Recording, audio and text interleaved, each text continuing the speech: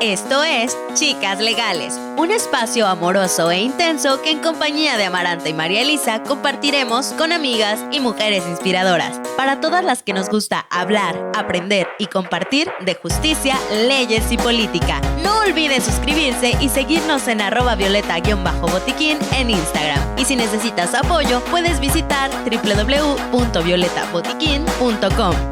¡Comenzamos! Hola chicas legales, bienvenidas, bienvenidos al episodio 6. Muchas gracias a todas a nuestras dos invitadas que nos acompañaron en los episodios pasados. Estamos muy felices y lo más seguro es que vamos a tener más invitadas platicando con más temas, pero ahorita solo estamos nosotras dos, María Elisa. ¿Cómo estás? Más que suficiente, Úrsula, encantada. ¿Y tú? Bien, a ver, ¿qué es lo que vamos a hablar ya rumbo calentando motores hacia el 8M? Es que marzo se viene con todo. O sea, para mí marzo es un mes, desde hace unos años se ha vuelto un mes muy importante, ¿no? Sí. En mi vida, en mi calendario. Lo tengo así marcado, con morado. Sí, exacto. O sea, pues ya la marcha Sí, viernes, por ahí nos vamos a topar todas, lo más seguro. Y muchas actividades, como que todo el mundo se pone las pilas Sí. y se siente muy bonito, ¿no? Se siente la hermandad. la vibra. Se siente La sororidad. La sororidad, sí. Y el feminismo latinoamericano que dirán lo que dirán, pero está mucho más avanzado que Sí, claro. el estoy feminismo de acuerdo. otras partes del mundo. Estoy ¿no? de acuerdo. Incluso que Europa, perdonen, pero... Y bueno. Y hablando de eso, hemos hablando de tenido Europa. un mes febrero que nos dio muchísimos elementos para entrar a marzo. Exacto. A ver, vamos a hablar de algunos casos, pero sobre todo vamos a hablar de uno en específico, Sí. De la sentencia al futbolista Dani Alves. Sí. ¿Conoces a Dani Alves? O sea, no me lo han presentado y la verdad no quisiera conocerlo. Pues ya no, porque va a estar ahí unos añitos en prisión. Unos añitos guardado, ¿verdad? Sí, a finales de febrero salió la sentencia que emite la Audiencia de España en el caso por agresión sexual de Dani Alves, que, como le decía Úrsula, pues personalmente no lo conozco, pero seguro todos ustedes saben que él fue jugador de Pumas como 2 días, ¿no? 2 días, sí, o sea, a ver, él tiene doble nacionalidad, es brasileño y es español. Él jugaba en España. Jugó por el Barcelona. Jugó por el Barcelona y ya después lo ficharon para Pumas, ¿no? Sí. Pero aquí el caso que venimos a presentarles, amigas, es sobre delitos sexuales. Bueno, como les decía, la condena fue justamente de una agresión sexual y no sé si te acuerdas más o menos, Úrsula, pero todo empieza en diciembre del 2022, ¿no? Uh-huh. Diciembre de 2022, aparentemente Dani Alves va a una discoteca en Barcelona y pues por supuesto tiene su zona VIP, que le llaman la zona Moet, Uh-huh. y estando en esta zona, en algún momento empieza a ligar o a coquetear con unas chavas que a través del mesero le manda a decir que se acerquen con ellos. Las chavas o chicas, aparentemente, no sé por qué esto es relevante, pero el juez dice, estaban con unos chicos mexicanos en la zona VIP, que las habían llamado a la zona VIP. En fin, Dani Alves le baja a las chavas, a los chicos mexicanos y llegan a su mesa y empiezan a hablar, a platicar, a bailar, bailan reggaetón, bailan todo lo que se pueda bailar en la discoteca. música del momento. La música del momento, la de Shakira. No sé. Y entonces, alguna configuración especial tenía esta zona de Moet para las personas como muy VIP, Ajá. que la salita a la que les daban tenía una escalerita que los llevaba como un privado arriba. ¿Y qué tenía ese privado? Tenía como un baño, un sillón, es como un pequeño cuartito como por si de repente tenías sueño, te querías subir a dormir un ratito, te querías, mimir, ¿no? ajá. Sí, a mimir. Entonces, en algún momento, Dani Alves le dice a esta chava que vayan para arriba y si sube la escalera, en los videos no recuerdo con detalle si se alcanza a ver que ella suba como forzada, lo cual de todos modos no sería indicativo de que, o sea, aunque hubiera subido voluntariamente, no sería indicativo de que ella consintió el sexo. Ahorita vamos a hablar de consentimiento. Pero lo cierto es que estando allá arriba, la versión que se narran en la sentencia es que él intenta forzarle la cópula, y voy a usar el término cópula porque lo usa nuestra legislación, ¿no? Intenta forzar una relación sexual con ella la pone sobre las rodillas, después la avienta aparentemente como hacia la pared o al sillón. Ella se pega en varias partes de su cuerpo y eventualmente la avienta y la pone sobre un retrete de espaldas y así es como forza la cópula en ella. Y él la deja ahí y se va, ¿no? Después de que logra su finalidad. Ajá. Ella baja y sus amigas estaban sentadas en la mesa con el acompañante de Dani Alves, que era, no tenemos claro por lo menos por la sentencia quién es, habrá que indagar en ese chisme, Ajá. pero probablemente algún otro futbolista. Entonces le dice a sus amigas, vámonos, y en la entrada de este antro, que curiosamente, y eso lo celebro, tenían un protocolo de género, se dan cuenta que ella va llorando y yo como a punto de entrar a una como crisis emocional y le preguntan que si todo está bien y es cuando ella dice, no, o sea, me acaban de violar. Uh-huh. Entonces el antro o el club nocturno, no sé cómo le digan en España, seguro no le dicen antro, eso es muy mexicano. Sí. La discoteca. Inicia un protocolo de casos de agresión sexual, ¿no? De posibles casos de agresión sexual. Y que es, pues, luego ir al lugar donde ella dice, mandarle llamar a un paramédico para que le tome signos vitales. Y cuando tratan de ir a la zona en la que estaba Dani Alves, Dani ya se había esfumado. ¿Quién sabe por dónde se salió? Que de inicio creo que hasta se llevó a alguna de las amigas con él. Uh-huh. Se escaparon. Así de fácil se escaparon. Ella, como recibe atención inmediata, logra ir a presentar su denuncia casi de manera inmediata, logra que le tomen los peritajes apropiados, identifican muestras de semen de él en el cuerpo de ella, peritan también su cuerpo e identifican varias agresiones, las que les decía, las rodillas, ¿no? Me parece que en su cara, que también tenía algún tipo de golpes en los brazos. Entonces, todas estas lesiones se acreditan desde un primer momento. Y curiosamente, a la semana, Pumas anuncia, Dani Alves, nuestra mejor contratación del momento, va a llegar a México. Segundo día de enero, sí, llega Dani Alves a México y empieza para Pumas. A jugar para Pumas, ¿no? Que tendremos que también invitar en algún momento a alguna chica legal que sepa mucho de fútbol para que nos explique más cómo está el ambiente y el tema de agresiones sexuales en el ámbito del fútbol, que ahorita veremos que hay otros casos ya en los medios, no creo que sean los únicos, y tanto en cultura pop como en noticias tenemos muchas referencias de constantes casos de agresiones sexuales. Uh-huh. El punto es que él llega a México según sin saber nada. Al mes que regresa a España, que yo también me parece un exceso de valentía de él regresar a España sabiendo lo que había hecho. Es que regresó porque tenía una citación de la policía. Ah, bueno, pues va por eso. Y ahí es donde lo detienen. Sí, ¿no? Lo detienen y creo que dentro de esta primera parte del caso, la buena práctica que podemos resaltar por parte del antro de la discoteca es pues estos protocolos de género que se implementaron. Yo no sé si en México tienen estos protocolos de género, pero me parece importantísimo. Sí, luego dicen que no tienen cámaras y que no te las quieren prestar y todo eso. Bueno, que también es alguna vez hasta en Palacio de Hierro, y no quiero Palacio de Hierro. Saludos, Palacio de Hierro, pero alguna vez me robaron un celular ahí y el tema es, híjole, no tenemos cámaras. Nada más están viendo hacia la puerta, entonces no ven. Ajá. Bueno, eso sí fue observación. El celular me lo robaron en el vestidor y la respuesta de Palacio de Hierro fue, es que no tenemos ninguna cámara que vea hacia los vestidores. Y yo, pero ese es el lugar donde más es probable que puedan violar a alguien. Aunque lo pienso, ¿no? En fin, procede. Sí, exacto. Entonces, esto es muy importante, como el protocolo de género de la discoteca, o sea, claro, como eso de los guardias. Que atendieron inmediatamente. Exacto. Porque si no hubiera, ella con su propio testimonio hubiera pasado lo que pasa con todas las víctimas de violencia sexual. Ajá. No hubiera podido probar nada. Además, resalto mucho que tiempo después ella en su declaración habla esto sobre que se sentía sofocada, con ansiedad, con terror, o sea, literalmente es lo que dice, que sentía terror al momento de estar con Dani Alves ahí en el baño, que justamente son sintomatologías emocionales que se puede, o sea, que a pesar de que podemos no identificarlas tan fácilmente o no muy claramente, pero que hayan tomado también como referencia que que le hayan dado mucho peso al testimonio de la víctima. A la más pericial allá, psicológica. Exacto, más allá de las periciales físicas que De le las pruebas de hicieron, ¿no? resistencia, ¿no?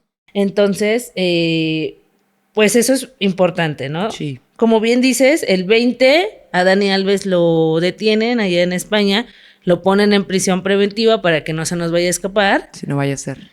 No vaya a ser, exacto. Y después de eso, que ya va más como por un tema de contratos, pues Pumas le pide una indemnización a Dani Alves, ¿no? Es Faltaba como, más. amigo, pues no vas a jugar, eras nuestro Faltaba más. fichaje estrella. Y aquí la gran pregunta sería si Dani Alves acepta venirse a Pumas sabiendo que existía esta investigación.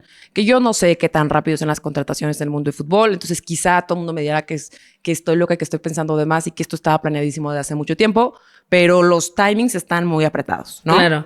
Y aquí quisiera aprovechar, Úrsula, para que habláramos, ya bajando este caso al mundo jurídico, que lo bajemos al tema de uno de los elementos esenciales para hablar de delitos sexuales, que es consentimiento, ¿no?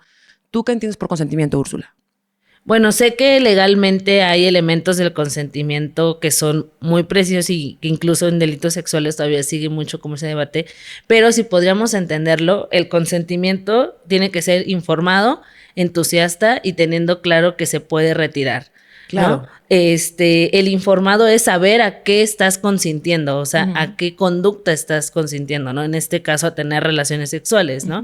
Eso significa que si estás bajo los efectos de el alcohol, alguna droga y así, no tienes un consentimiento libre. informado, ¿no? Libre.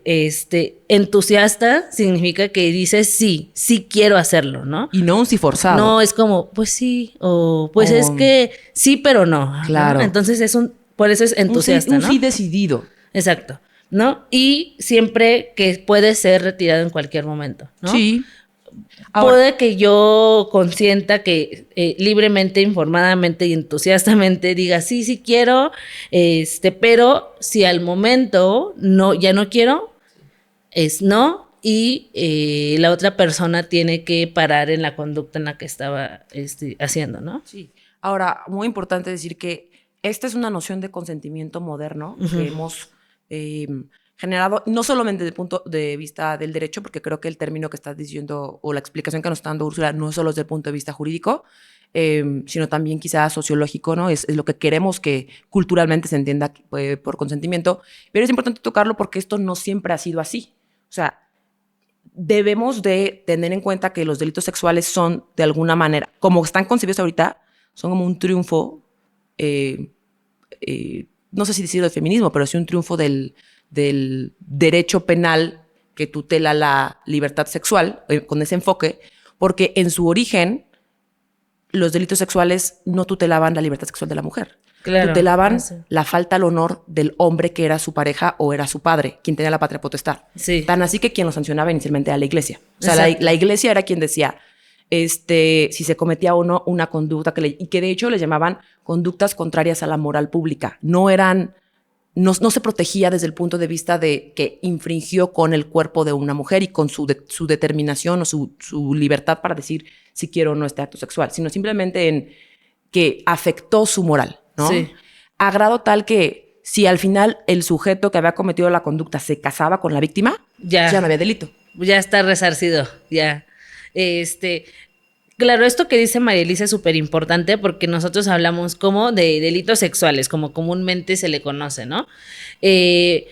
Pero los encontramos en el catálogo de delitos contra la libertad sexual. ¿Eso qué quiere decir? Básicamente tener la libertad de con quién queremos tener relaciones sexuales. Sí, ¿no? en el Código de la Ciudad de México actualmente se llama Delitos contra la Libertad y la Seguridad Sexual y el normal desarrollo psicosexual, que no es el mismo, en el Código Penal Federal no tiene el mismo nombre y a mí siempre eso me hace pensar que quizá los bienes jurídicos o los enfoques son diferentes. Tal vez por la competencia. Bueno, el Código Penal Federal maneja un lenguaje mucho más antiguo, no es tan moderno también como la Ciudad de México, tenemos un poquito más de empuje legislativo en temas de género y en temas de libre desarrollo de la personalidad, ¿no? Entonces, siempre vamos a encontrar un lenguaje un poquito más moderno.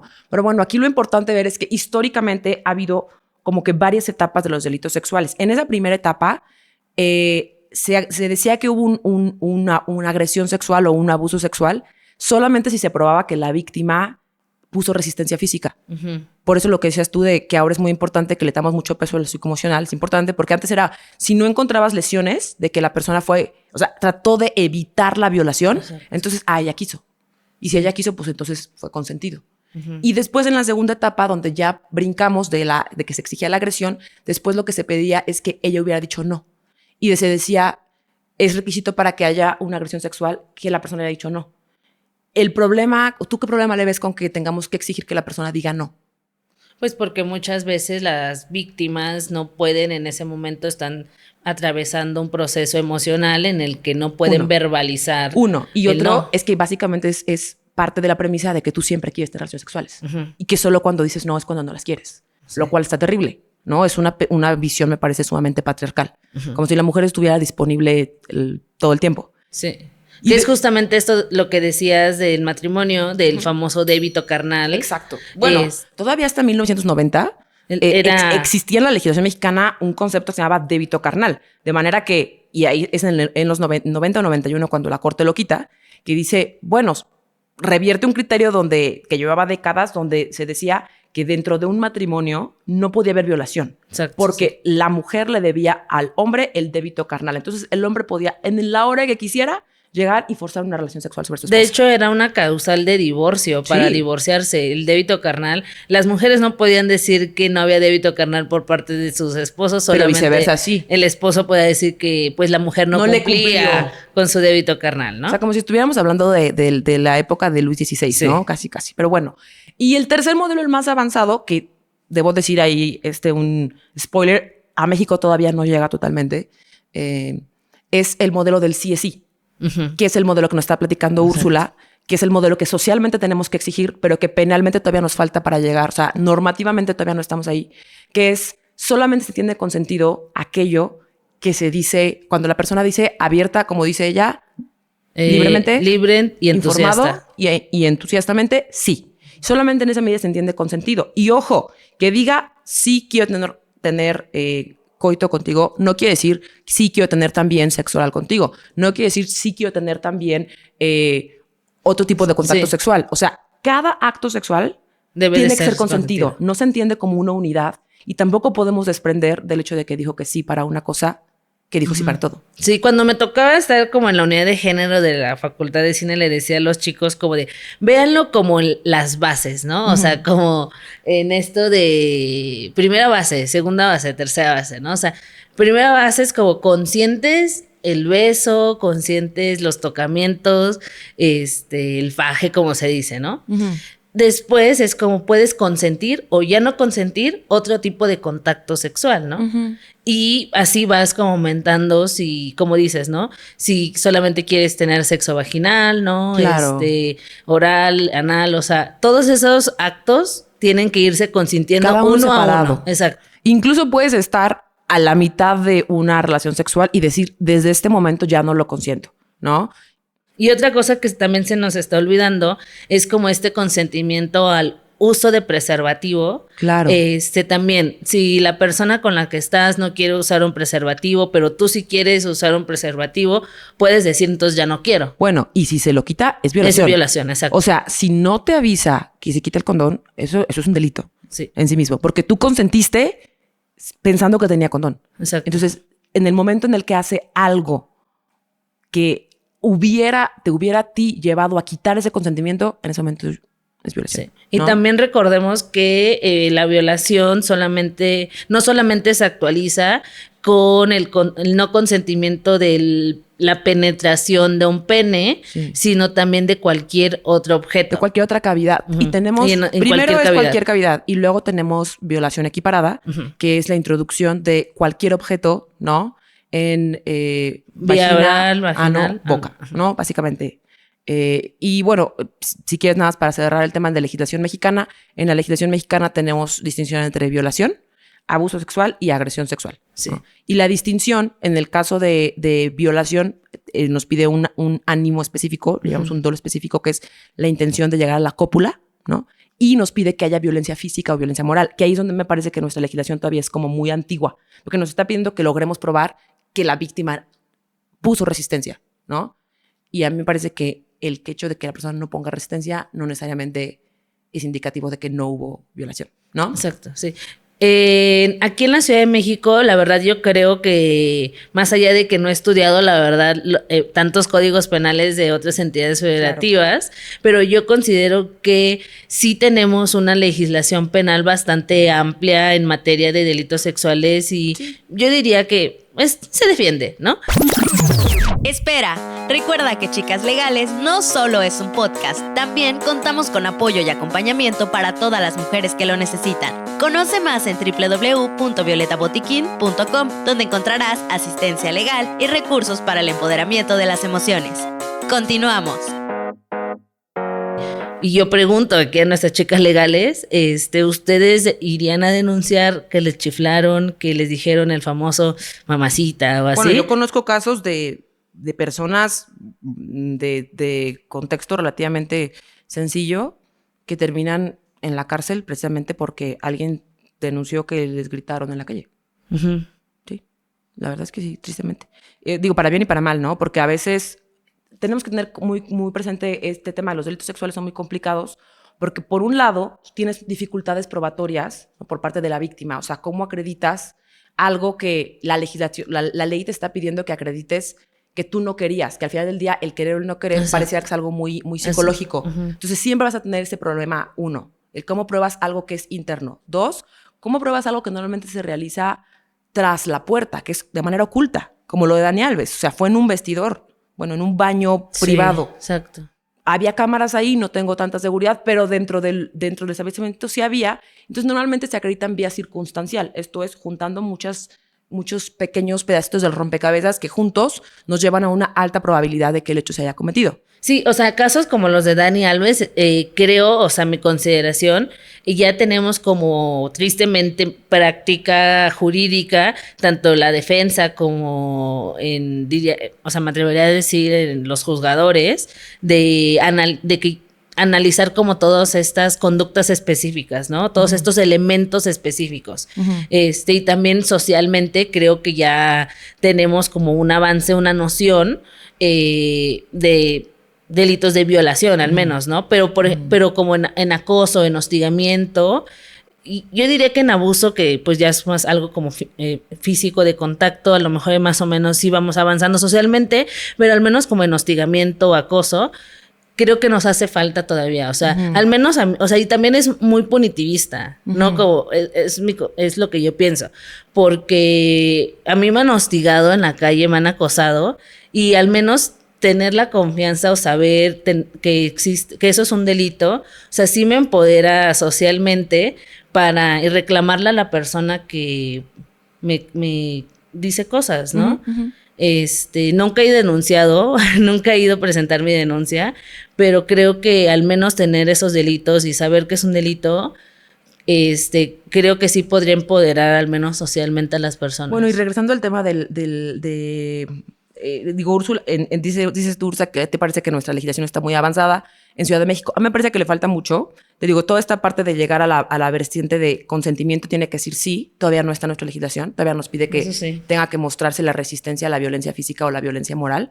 Y todavía digo que tampoco es que, o sea, que otros lugares estén más avanzados. En Europa se están peleando por apenas incluir esta versión de consentimiento de sí o sí. Hubo un par de marchas en enero para buscar que esta reforma quede en la Unión Europea. Y los principales oponentes son Francia y Alemania, curiosamente. Pero contra esto, incluso hay corrientes feministas como Catherine McKinnon que dicen el sí es sí no es suficiente. Porque en ciertos contextos, ¿qué va a pasar si tú eres la alumna y quien te force a tener una relación sexual es el maestro? Ajá. ¿Le vas a decir que no? Uh-huh. O sea, en ciertos contextos, dice Catherine McKinnon, no estamos en condiciones de decir que sí. Porque el contexto de desigualdad no te lo permite. O sea, tenemos que partir de la idea de que los delitos sexuales son la más burda expresión del poder masculino. Exacto. Entonces, pensarlo así te permite entender por qué no es tan fácil para la persona decir que no en algunos contextos. Y bajo esa línea, yo últimamente he cambiado mucho mi pensamiento respecto a lo que voy a decir, pero hace apenas 1 o 2 años decía, es que si una mujer sabe que puede acceder a tener poder político, económico, en su trabajo, lo que sea, teniendo relaciones sexuales con la persona que está arriba, si ella sabe y autónomamente dice, pues sí, va, me rifo y ya, ¿no? Me rifo por la banda. Me rifo por mi banda y por mi economía. Por mi futuro. Por mi futuro, va, o sea, yo estoy eligiendo, yo estoy consintiendo, pero ahora en serio he estudiado mucho el tema y he cambiado mucho mi opinión al respecto, Sí. porque o sea, siga habiendo esa simetría de poder, porque si una persona que está en el poder más arriba es un hombre, pues de entrada ya estamos mal, pero más allá de eso, o sea, es como sigue sin querer tú misma consentir libremente, entusiastamente, O sea, el porque tema- no lo haces porque quieres tener sexo, sino lo haces por un tema de que es la única forma que puedes hacerlo. Entonces no creo que haya un consentimiento. No creo que el tema del consentimiento esté por ahí. O sea, el tema donde no hay, o sea, donde no puedes decir que es un consentimiento libre es porque las personas no están en igualdad de exacto. posición No para están decidir. igual. Así de fácil. Cuando no están en el mismo nivel, no puedes decir que es libre el consentimiento. Exacto. ¿No? Entonces creo que esa es la razón por la cual no podemos partir de que las personas, de que ambas, el jefe y el trabajador o el profesor y el alumno, están en condiciones de pares para decir sí o no a una relación sexual, ¿no? Creo que ese es el gran tema. Y Sí. bueno, pasando, para cerrar ya un poquito el tema de Dani Alves y pasar a otros dos casos muy sonados, también es importante tener en cuenta que desde el punto de vista del sujeto activo, que en la mayoría de los casos van a ser hombres, pero tampoco quisiera generalizar, pues también es cierto que es difícil muchas veces la percepción desde el punto de vista del sujeto activo, que muchas veces, ahorita también creo que ya hemos encontrado casos donde a veces sí suele haber falsas acusaciones. No digo que sean las más, pero creo que sí ha habido casos excepcionales de falsas acusaciones y pues los hombres dicen mucho eso, se quejan mucho eso, ¿no? De, oye, pero entonces ahorita ya cualquiera puede venir y acusarme de algo y como es un delito oculto y como le van a creer, entonces van a destruir mi vida y van a destruir mi familia y van a destruir mi carrera.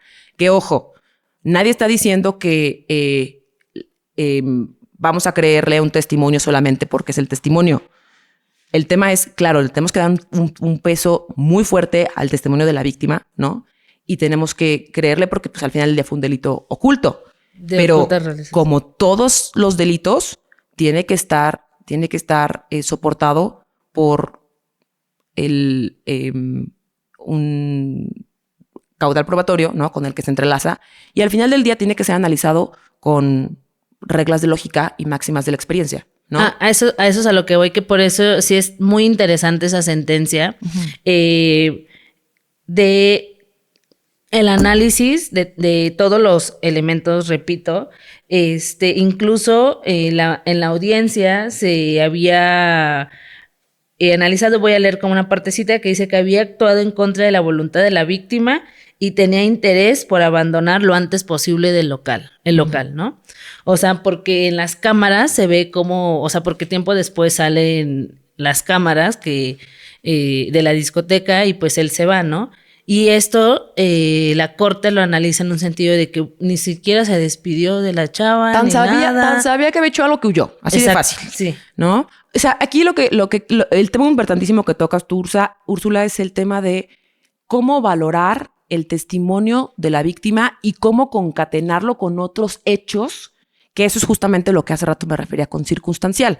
Entonces, regresando al tema, muchos hombres dicen, es que le van a creer nada más porque dice que yo cometí algo y quién es esa persona para que le crean. A ver, ojo, todos los testimonios de violencia sexual se valoran. ¿Y cómo se valoran? Se valoran a través de reglas de la lógica y se valoran también en conjunto con cualquier otra prueba u otra documental u otro peritaje que exista alrededor que permitan llevarnos a determinar si el testimonio es cierto o no lo es. Ahora, en los procesos penales, claro, nunca vamos a llegar al 100% de la verdad porque no es matemáticas. Al final es derecho, es una ciencia social. Uh-huh. Pero tampoco es para que digamos que siempre que alguien hace una acusación va a ser falsa. O sea, me parece que también el demeritar el dicho de una víctima y creo que no hay peor defensa que cuando alguien está siendo acusado de un delito sexual que luego salgan a decir me lo están inventando, ¿no? Me parece que ese simple hecho, el salir a decir me lo están inventando inmediatamente, es una forma de violencia sexual, ¿no? Sí, que es justo también lo que pasó con Dani Alves. O Sí. sea, él cambió mucho sus versiones, ¿no? La primera versión es que negó haber visto a la denunciante. Después salieron los videos, ¿cómo no la viste, amigo? Ya después la volvió a cambiar, dijo, bueno, sí, o sea, sí la conozco, pero no tuve ningún contacto sexual. Después siguieron las investigaciones. Bueno, la verdad es que sí me acuerdo que perreamos y como que me la Ajá. abracé y como que me, ¿no? O sea, Ajá. se fue acordando poco a poco. Poco a poco, ¿no? Y Dan se fue acordando que en noviembre del año pasado quiso llegar a un acuerdo, lo que nosotros aquí le diríamos un acuerdo reparatorio. Sin embargo, algo que sí, aplausos para su abogada, dijo, mi defendida no quiere llegar a ningún acuerdo monetario contigo. Sí, no le interesa el dinero. No le interesaba como tener esa, que también es en la reparación del daño, hay varios elementos de la reparación del daño. Una de ellas es la indemnización económica, pero no. Pero una no, reparación del daño es diferente a. Bueno, sí, tienes que toda le la pase razón. un acuerdo reparatorio. Sí. No, o sea, es muy diferente. Y la verdad, aplaudo que ella, a pesar de estarse enfrentando contra una figura como Dani Alves, haya querido llevar esto a la última consecuencia, sabiendo que en muchos de los casos las víctimas de violencia sexual pues no llegan a un... No es que no tengan un juicio justo, sino que muchas veces no se les dé el peso a su testimonio y terminan siendo revictimizadas en procesos en los que nunca se llega a la verdad o simplemente no se les cree. Entonces, la verdad, aplaudo a esta víctima que no solo denunció, sino lo llevó a últimas consecuencias. Y bueno, les decía que hablando de estrategias, también para cuando un hombre, un niño, una persona generalmente de sexo masculino, es acusada de un delito de violencia sexual, lo más inteligente a mí me parece que es no comentar absolutamente nada, que es lo que está haciendo Christian Horner. Ujú. ¿Te suena Christian Horner el nombre? La neta no tanto. Christian Horner ¿es de la NFL o qué? No. Es la mente maestra del equipo de Red Bull. Ah. Sí, mejor equipo de la Fórmula 1, por si no lo sabías. Donde Ok. está nuestro gran piloto Checo Pérez. Sí. Te pueden quitar el pasaporte por no saber eso, pero bueno. Ojo, ¿por qué todas las agresiones? Ay, no, eso ya sería muy estigmatizante.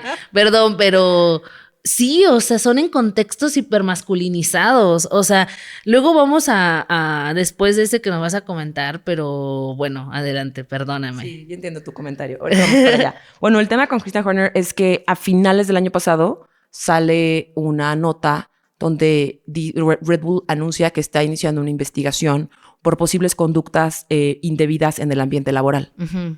Que aparentemente una trabajadora de Red Bull presentó una denuncia. Pero no nos dicen más, nada más lo dejan ahí. Los medios empiezan a especular que obviamente con este tipo de investigaciones siempre hablamos de una investigación de contenido sexual.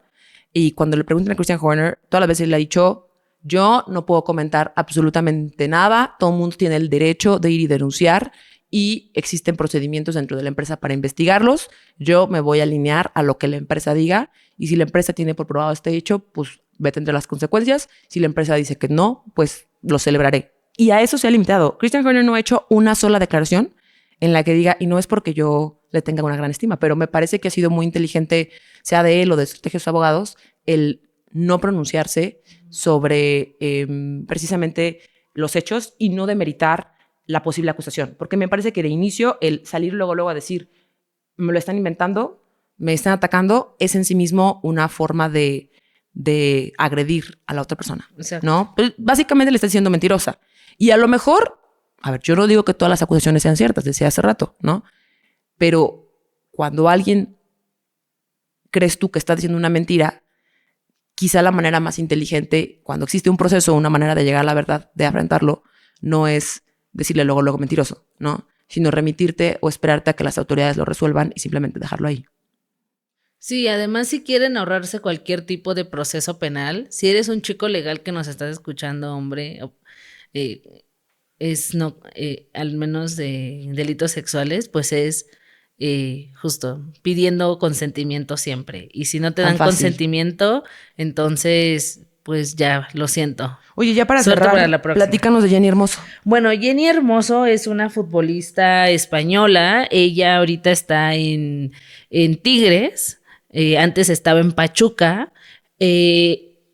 Además de que sí es una muy buena jugadora, la verdad, ya la he visto jugar. Juega para la selección española. Juega para la selección española. Es capitana, creo, ¿no? Es capitana. La verdad es que juego básquet, entonces estoy más al pendiente como de la liga de mujeres, pero en la liga de fútbol hay pues todos los torneos, ¿no? Que podamos imaginarnos, mundiales y todo.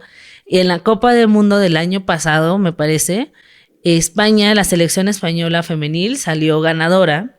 Entonces, el expresidente de la federación fue a entregar el trofeo, ¿no? ¿Qué pasó? Pues que besó a Jenny Hermoso. En pleno público, enfrente de todo el mundo, le agarra la cabeza y le planta un beso. Le planta un beso. Estuvo sonadísimo este caso.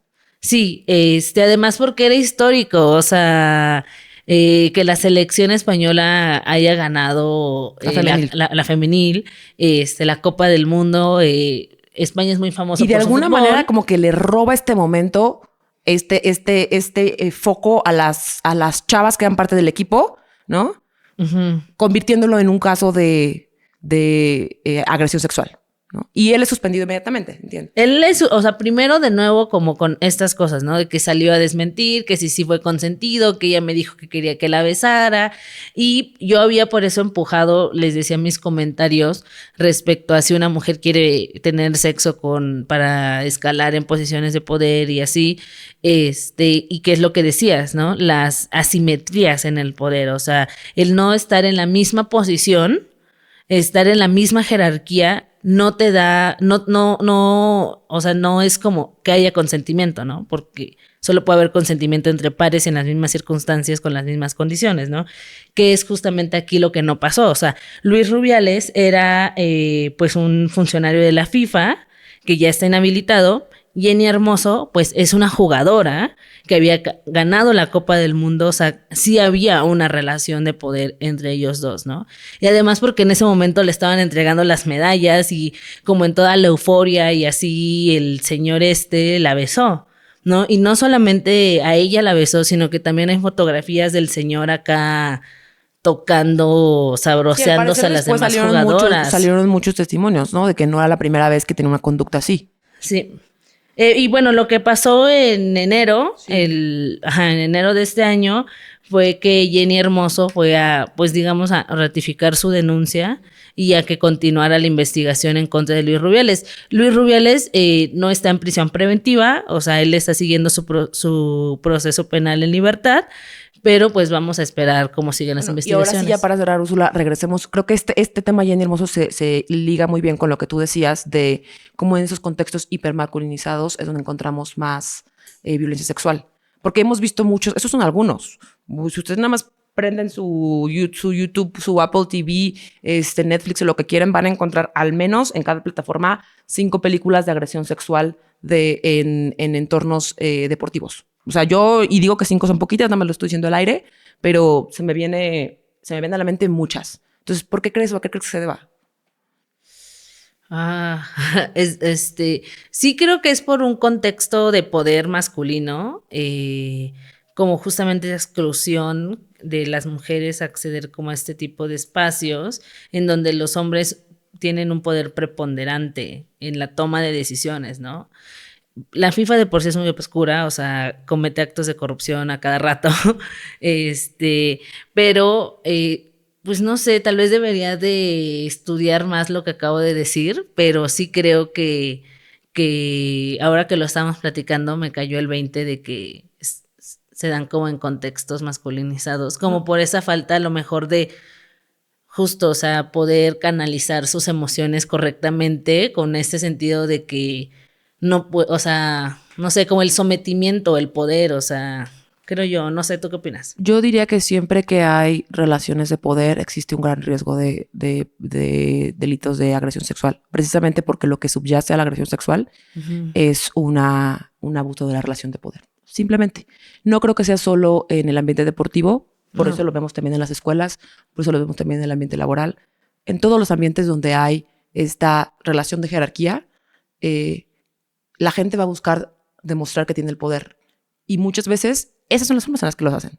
Sí. Son las formas no es más que una forma de control de la otra persona, si lo piensas. Sí, y creo que me hace mucho sentido porque es lo que decimos en el feminismo, ¿no? Que las mujeres, o sea, las mujeres cis, las mujeres trans, tenemos como esta desigualdad históricamente, ¿no? Como pues una historia, una sociedad nos une como a las causas, ¿no? Que si no tenemos derecho a votar, que si no tenemos derecho bueno, que más bien que si se nos era impuesto tener relaciones sexuales con nuestro esposo hombre, ¿no? A no estudiar, todo eso, o sea, como esas desigualdades históricamente perpetuadas, que lo que hablamos como desde el patriarcado, creo que son como las estructuras que hay que romper y creo que es justamente lo que se sale a este 8 de marzo, como de no solamente seguridad, sino, o sea, que la seguridad es muy importante, ¿verdad?, para mantenernos vivas, sino como a poder estar en más espacios de toma de decisiones, ¿no? Bueno, ya con esto cerramos, ¿no? Y ya, o sea, salgan a marchar, en donde sea que se encuentren, concéntrense con sus amigas, si es su primera marcha, disfrútenla, ¿alguna recomendación? De seguridad, pues siempre estar comunicadas, llevar Póngase bloqueador. mucho bloqueador, dinero siempre en efectivo, un poquito. Ahorita están de moda los AirTags para localizar gente, no es una mala idea, ¿no? Y pues siempre de preferencia ir en grupo, nunca ir, no me gusta esta idea de marchar sola. O sea, porque aparte creo que siempre te sientes muy arropada, pero lo mejor es organizarse con su grupo de amigas, amigas, familia, lo que sea, y ir en un grupo y tener un plan de dónde nos vemos y nos perdemos. O sea, sí, como todos los eventos masivos, hay que ir bien organizados. Pero dicho eso, diviértanse, celebren ser mujer, celebren este mes. Se vienen cosas muy bonitas y se vienen muchas sorpresas. Pues es nuestro primer 8M que celebramos en Botiquín Violeta con este bello podcast. El próximo episodio va a estar muy interesante, va a estar muy divertido. Suscríbanse al podcast. Denle clic en la campanita también de YouTube. Ya estamos en YouTube, por si no lo sabían. Sí, muchas gracias a todas las personas que nos ven por allá. Bastante sorprendidas de buen recibimiento que nos están dando. Entonces ya para cerrar redes sociales, la mía es la_Marielisa en Instagram, no tengo Twitter. Yo @uamarante en Instagram y sigan a Botiquín Violeta en Violeta_Botiquín. Nos vemos en el próximo episodio. Bye. Esto fue Chicas Legales, un podcast producido por Botiquín Violeta y Taón Producciones. Producción, Ian Reta. Grabación y postproducción, Desiree Santillán. Nos vemos en el próximo episodio. ¡Hasta pronto!